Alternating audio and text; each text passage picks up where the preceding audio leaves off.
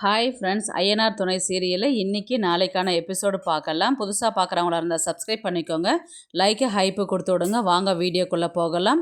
நேற்றுக்கு எபிசோடு எதில் முடிச்சிருப்பாங்கன்றது பார்த்தீங்கன்னா, பாண்டியன் வந்து சேரன்கிட்ட வந்து பேச வருவார். ஏன்னா பல்லவங்கிட்ட வந்து பேசவே மாட்டேங்கிற, சோழன் பண்ணது தப்பு தான், ஆனால் நீ அவங்ககிட்ட உடனே பேசிட்ட, ஆனால் ஏன் பல்லவங்கிட்ட பேச மாட்டேங்கிற அப்படின்ற மாதிரி தான் வந்து எபிசோடை முடிச்சிருப்பாங்க. இன்றைக்கி வந்து பார்த்திங்கன்னா அதுலேருந்து தான் கண்டினியூ ஆகும். அவர் பாண்டியன் வந்து கேட்பார், பல்லவங்கிட்டையும் பேசலாம் இல்லைன்னா, அவனும் ரொம்ப கஷ்டப்படுறான் இல்லை, அவன் தப்பு பண்ணிட்டான், நீயும் திட்டிட்ட இல்லை, நீ பேச வேண்டியது தானே அப்படின்ற மாதிரி தான் வந்து பாண்டியன் கேட்டதுக்கு சேரன் வந்து சொல்வார், நீயும் சோழனும் வந்து பெரியவனும் ஆயிட்டீங்க, ஒரு அளவுக்கு தான் நான் கண்டிக்க முடியும், இப்போ நல்லது எது கெட்டது எதுன்றது உங்களுக்கு தெரியும், அதனால் நான் வந்து இப்போ வந்து உங்களை கண்டிக்க முடியாது, ஆனால் அவன் சின்ன பையன், அம்மா எடுத்து வளர்த்துருந்தா ஒழுங்காக வளர்த்துருப்பாங்களோன்றது நான் அப்பப்போ யோசிக்கிறது உண்டு, நான் அவனுக்கு செல்லம் கொடுத்து அதிகமாக வளர்த்ததுனால தான் இன்றைக்கி இந்த மாதிரி தப்பு பண்ணிட்டு வந்து நிற்கிறான், இப்போது நான் அவங்ககிட்ட பேசிட்டா நம்ம என்ன தப்பு பண்ணாலும் 2 நாள் பேசாத விட்டுட்டு 3ஆவது நாள் பேசுவாங்கன்னும் போது அவன் அதே தப்பு தான் திரும்பவும் செய்வான், இருக்கட்டும் எனக்கு எப்போ பேசணும்னு தெரியும், நான் அப்போ பேசிக்கிறேன் நான் அவன்கிட்ட, அவனை வந்து இல்லை என்னதான் இருந்தாலும் சோழன் பண்ணது பெரிய தப்பு, அதுக்கே பேசிட்டேன், ஆனால் அவங்ககிட்ட பேசுனேன், ரொம்ப ஃபீல் பண்ணுறானே அப்படின்ற மாதிரி தான் வந்து மறுபடியும் பாண்டியன் வந்து சொல்லுவார், எனக்கு தெரியும்டா எப்போ பேசணுன்றது, நான் அப்போ பேசிக்குவேன் நான், இதுக்கு தான் கழுவுன பாத்திரத்தை வந்து திரும்ப திரும்ப கழுவிட்டு இருப்பியா, சோழன் பண்ண மாதிரியே திரும்பவும் பண்ணுறேன்னு, நான் என்ன சோழன் மாதிரி பண்ணுறேன் நான் அப்படின்னு பாண்டியன் கேட்டதுக்கு, அவனும் அப்படி தான், அவனுக்கு எதனா வேலையாகும்னா இது மாதிரி தான் வந்து கழுவுன பாத்திரத்தை வந்து திரும்ப தேய்ச்சிட்டு அப்படியே ஒன்றும் தெரியாத மாதிரி விஷயத்த சொல்லிட்டு போவான், நீயும் அந்த மாதிரி தான் இப்போ பண்ணிட்டு இருக்கிற நீ அப்படின்ற மாதிரி தான் வந்து சேரன் சொல்லுவார், அதெல்லாம் ஒன்றும் இல்லை நான் பேசுனேன் அப்படின்ற மாதிரி தான் வந்து பாண்டியன் வந்து சொல்லுவார். அதுக்கப்புறம் வந்து பார்த்திங்கன்னா படுக்கிறதுக்கு போவாங்க, தூங்கும்போது வந்து பார்த்திங்கன்னா பாண்டியன் வந்து சோழனை வந்து கூப்பிடுவார், வாடா படுக்கலாம் அப்படின்னு, ஏன்டா உம்முனே இருக்கிறேன்னு, மூஞ்சி பார்க்கவே சகிக்கலடா அப்படின்ற மாதிரி சொன்னதுக்கு, எனக்கு சோகமாக இருந்தால் நான் மூஞ்சி இப்படி தான் வச்சுப்பேன், உனக்கு என்ன பிரச்சனை அப்படின்ற மாதிரி தான் வந்து சோழன் வந்து பாண்டியனை பார்த்து கேட்பார், அதுக்கு இல்லைடா பிரச்சனைன்னு ஆயிடுச்சு, அதை விட்டுட்டு வெளியில் வாடா அப்படின்ற மாதிரி தான் வந்து பாண்டியன் வந்து சொல்லுவார், நாங்களே ரொம்ப பயந்துட்டோம், வீட்டுக்கு வந்து ஏதோ பிரச்சனை பண்ணிவிட்டு இனி வந்து வீட்டில் தங்கவே மாட்டாங்கன்னு அண்ணன் ரொம்பவே பயந்துடுச்சுடா அப்படின்ற மாதிரி தான் வந்து நிலாவை பற்றி சொல்லுவாங்க, நானும் அப்படி தாண்டா பயந்தேன், எப்படியும் என்னை திட்டுவாங்க, இனி உன் கூட நான் வாழவே மாட்டேன், என்றைக்குமே திருந்தவே மாட்டிங்களா அப்படின்ற மாதிரி அவளும் என்கிட்ட கத்திட்டு போயிடுவான்னு தான் பார்த்தேன், ஆனால் அவள் வந்து என்னை புரிஞ்சுக்கிட்டா, இப்போது என்னை திட்டிகிட்டு இருந்தால் கூட நான் அதை பற்றி யோசிக்க மாட்டேன், அவள் எனக்காக ஃபீல் பண்ணி பேசினது தாண்டா எனக்கு ரொம்பவே கஷ்டமாக இருக்குது, என் இடத்துலேருந்து அவள் என்னை பார்க்குறா, இப்போ எனக்காக தானே நீங்கள் பண்ணீங்க, நான் வந்து திருடுனன்னு சொல்ல மாட்டேன் நான், இனி வந்து செய்யாதீங்க, எந்த விஷயமா இருந்தாலும் யோசித்து முடிவு பண்ணுங்க, ஒரு முறைக்கு 4 முறை யோசித்து முடிவு பண்ணுங்கன்னு தாண்டா இதை சொன்னா, அப்புறம் சோழனுடைய முதலாளி சொன்னதை வந்து இந்த மாதிரி கஷ்டப்பட்டது போனது வந்தது அவரும் ஒரு பக்கம் சொன்னார், அதை நினச்சாலும் ரொம்ப கஷ்டமாக இருக்குது அப்படின்ற மாதிரி தான் வந்து சோழன் சொல்லுவார்.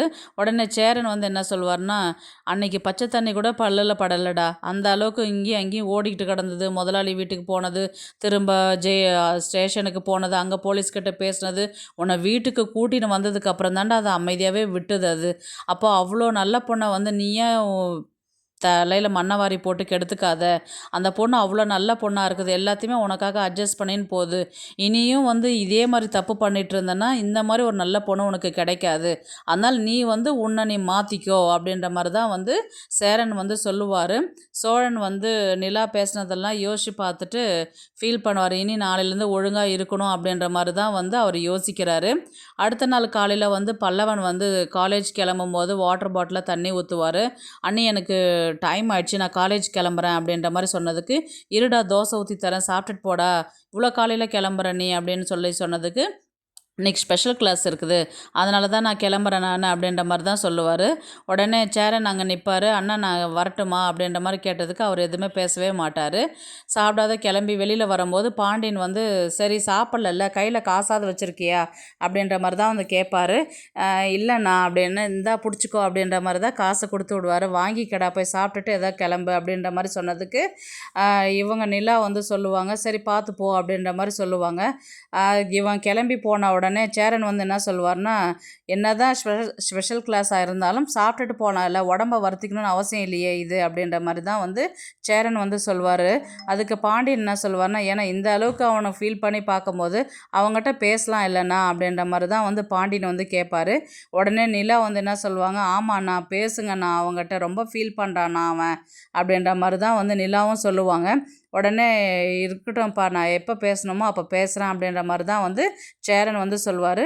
பல்லவன் வந்து வெளியில் வந்து சோழன்கிட்ட, அண்ணா நான் காலேஜ் போயிட்டு வரேன்டா அப்படின்னு சொல்லிட்டு அவங்க கிளம்பி போவார். சரிடா அப்படின்னு சொல்லிட்டு இவர் சோழன் சொல்வார். உடனே வந்து பார்த்திங்கன்னா வானதி தான் வருவாங்க. என்ன ப்ரோ எப்படி இருக்கிறீங்க அப்படின்ற மாதிரி தான் கேட்பாங்க. என்ன பிரச்சனையா, பிரச்சனையை மொத்தம் சொல்லிட்டானா உங்கள்கிட்ட அவன் அப்படின்ற மாதிரி தான் வந்து கேட்டதுக்கு, ஆமாம் பிரச்சனைன்றதுனால தான் காலையில் வந்தேன் நான் அப்படின்ற மாதிரி தான் வந்து சொன்னதுக்கு, ஆமாம் இப்போ என்ன நிலாவுக்காக நான் பணத்தை திருடினேன், ஜெயிலுக்கு போனேன், இப்போ நிலா தான் என்னை மீட்டு கூட்டிகிட்டு வந்துச்சு, போதுமா உனக்கு அப்படின்ற மாதிரி வந்து சொல்லுறதுக்கு, ஸ்டேஷனா ஜெயிலா எனக்கு ஒன்றுமே தெரியலையே, இவர் பாண்டியன் என்கிட்ட எதுவுமே சொல்லவே இல்லையே அப்படின்ற மாதிரி தான் வந்து வானதி சொல்லும்போது பாண்டியன் வந்து என்ன சொல்லுவார்னு, டேய் நான் எதுவுமே சொல்லவே இல்லைடா, ஏன்டா எல்லாத்தையுமே உளறி கொட்டின்னு இருக்கிற, எல்லாத்தையும் நீயே உளறி கொட்டிடுவா, கடைசியில் நான் சொன்னேன்னு சொல்லிட்டு சொல்லுவேன் நீ அப்படின்ற மாதிரி தான் வானதியை வந்து கூட்டிகிட்டு போவாங்க. வானதி வா உள்ளே வா, நான் சொல்கிறேன் வா அப்படின்ற மாதிரி தான் வந்து கேட்டதுக்கு, ஏதோ ப்ரோ வந்து ஏதோ சொல்கிறாரு, என்ன முதல்ல அது நீ சொல்லு அப்படின்ற மாதிரி தான் வந்து சொல்லுவார்.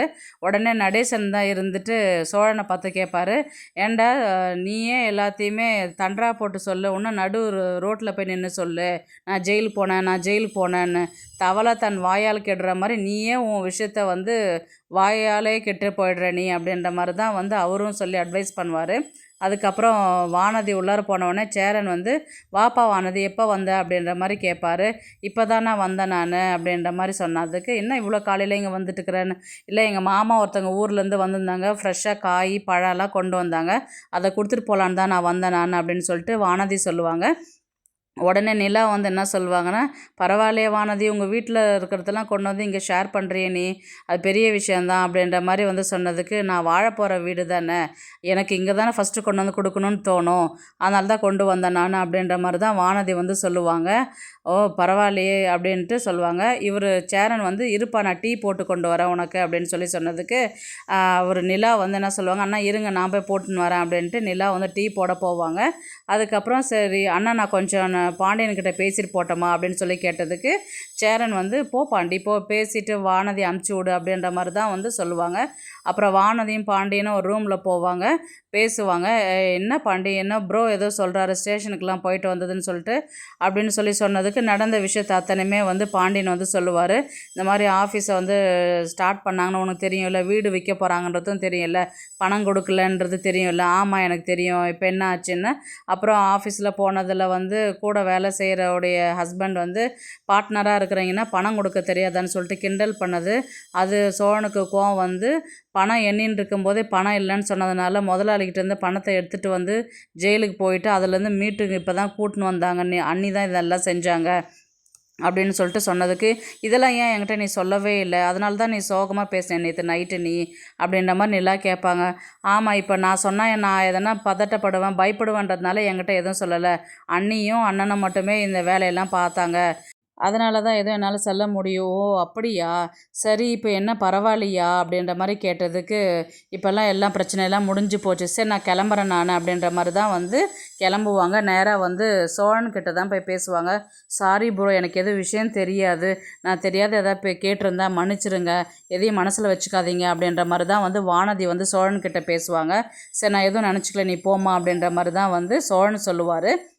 உடனே வந்து சரி பாண்டியன் டைம் ஆச்சு நான் கிளம்புறேன் நான் அப்படின்ற மாதிரி தான் வானதி சொல்லுவாங்க. அண்ணி தான் உனக்காக டீ போடுறாங்களே, வெயிட் பண்ணி டீ குடிச்சிட்டே போ அப்படின்ற மாதிரி தான் பாண்டியன் வந்து வானதியை உள்ளார கூப்பிட்டுட்டு போயிட்டு டீ குடிச்சிட்டு கிளம்புவாங்க. அதுக்கப்புறம் வந்து பார்த்திங்கன்னா சோழனுடைய முதலாளி தான் வந்து கால் பண்ணுவார். சோழா எங்கே இருக்கிற அப்படின்ற மாதிரி கேட்டதுக்கு, வீட்டில் தான் நான் இருக்கிறேன் அப்படின்னு, இல்லை ட்ரிப்பு ஒன்று இருக்குது, ரெகுலர் கஸ்டமரும் உன்னை தான் வந்து கேட்குறாங்க, நீ போயிட்டு வரியா, கோவில் ட்ரிப்பு தான் இருக்குது, 3 நாள் ட்ரிப்பு அப்படின்ற மாதிரி தான் வந்து கேட்பாங்க. அப்படியாண்ணா கொஞ்சம் நான் யோசிச்சு சொல்கிறேன் நான் அப்படின்னு மாதிரி சொன்னதுக்கு, சீக்கிரமாக சொல்லு அப்படின்னு சொல்லிட்டு முதலாளி அவர் சொல்லுவார். உடனே வந்து இந்த விஷயத்த வீட்டில் வந்து பேசும்போது வந்து பார்த்திங்கன்னா அவர் முதலாளி மறுபடியும் கால் பண்ணுவார். யாருடா கால் பண்ணுறது, எடுத்து பேச வேண்டியது தானே அப்படின்ற மாதிரி சேரன் கேட்பார். இல்லை நான் முதலாளி தான், இந்த மாதிரி ட்ரிப்பு ஒன்று இருக்குது 3 நாள் ட்ரிப்பு அப்படின்னு சொன்னதுக்கு அவர் கூப்பிட்றதே பெரிய விஷயம், வேலை இருந்துச்சுன்னா கிளம்பி போயிட்டு வாயேண்டா அப்படின்ற மாதிரி தான் வந்து சேரன் வந்து சொல்லுவார். அதுக்கு இல்லை நான் போகிறதுக்கும் தோணலை, இங்கே இருக்கிறதுக்கும் தோணலை எனக்கு அப்படின்னு சொன்னதுக்கு உடனே நிலா என்ன சொல்லுவாங்கன்னா, ஆமாங்க எனக்கும் ரொம்ப போர் அடிக்குது, ஆஃபீஸ்க்கும் எனக்கு போக பிடிக்கல, 3 நாள் போகலனாலும் ஒன்றும் பிரச்சனை இல்லை, நான் வேணால் உங்கள் கூட வரட்டுமா அப்படின்ற மாதிரி வந்து நிலா வந்து சோழனை பார்த்து கேட்பாங்க. வரலாங்க, ஐயோ நான் வேறு மறந்து போய் உங்ககிட்ட வரேன்னு சொல்லிட்டேன் பாருங்கள், நீங்களே வந்து கஸ்டமரை கூட்டிகிட்டு போகிறீங்க, அவங்க கூட நான் வந்து அவங்களுக்கு டிஸ்டர்பன்ஸாக இருக்கும் இல்லை, நீங்கள் மட்டும் போயிட்டு வாங்க அப்படின்ற மாதிரி நிலா சொல்லுவாங்க. ஐயோ இல்லைங்க நீங்கள் வந்தால் எனக்கு ஒன்றும் பிரச்சனை இல்லை, அந்த கஸ்டமர் எதுவும் சொல்ல மாட்டாங்க அப்படின்ற மாதிரி தான் வந்து சோழன் சொல்லுவார். யாருடா அது அப்படின்னு சொல்லிட்டு சேரன் கேட்டதுக்கு, உனக்கு கூட தெரியுமேனு அப்படின்னு சொன்னதுக்கு, ஆமாம்ப்பா அவங்க ரொம்ப நல்லவங்க, நான் ஏற்கனவே அவங்களுக்கு ஒரு ரூம் கூட கட்டி கொடுத்துருக்குறேன், ரொம்ப நல்ல மனுஷவங்க, பேசுவாங்க. ஏற்கனவே சோழன் சொல்லுவார், ஏற்கனவே கல்யாணம் ஆகிடுச்சு இல்லை, விருந்துக்கு கூட்டினோம் ஒய்ஃபு நீயும் வந்து போ அப்படின்னு நிறைய வாட்டி கூப்பிட்ருக்குறாங்க, எனக்கு தான் டைமே கிடைக்கல போகிறதுக்கு அப்படின்ற மாதிரி தான் வந்து சோழனும் சொல்லுவாங்க. அதுக்கப்புறம் சேரன் என்ன சொல்லுவார், போயிட்டு வாப்பா, உனக்கும் ஒரு மாறுதலாக இருக்கும் அப்படின்ற மாதிரி தான் சொன்னதுக்கு ஏதோ பேசி சோழனும் சேரனும் பேசி நிலாவை கன்வின்ஸ் பண்ணிவிடுவாங்க. சரிண்ணா நான் வரேன் அப்படின்ற மாதிரி தான் வந்து இன்றைக்கான எபிசோடு முடிப்பாங்க. நாளைக்கு கதையில் வந்து பார்த்தீங்கன்னா, நிலா வந்து வரேன்னு சொல்லிட்டாங்க இல்லையா ட்ரிப்புக்கு, உடனே வந்து சந்தோஷமாக ஆகிடும் சோழனுக்கு. உடனே சோழனுடைய முதலாளிக்கு கால் பண்ணி நான் வரேண்ணே அப்படின்ற மாதிரி சொல்லிடுவார். சரி சோழா டைமுக்கு வந்துரு அப்படின்ற மாதிரி தான் சொல்லுவாங்க.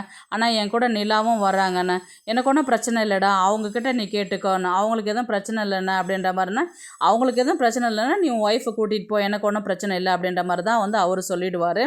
அதுக்கப்புறம் வந்து இவங்க 2 பேரும் ஒரு பேரை வந்து எக்ஸ்ட்ரா ஒரு பேரை காமிக்கிற மாதிரி இருக்கும், அவங்க கூட இவங்க ட்ரிப்பு கொண்டு போகிற மாதிரி தான் இருக்கும்.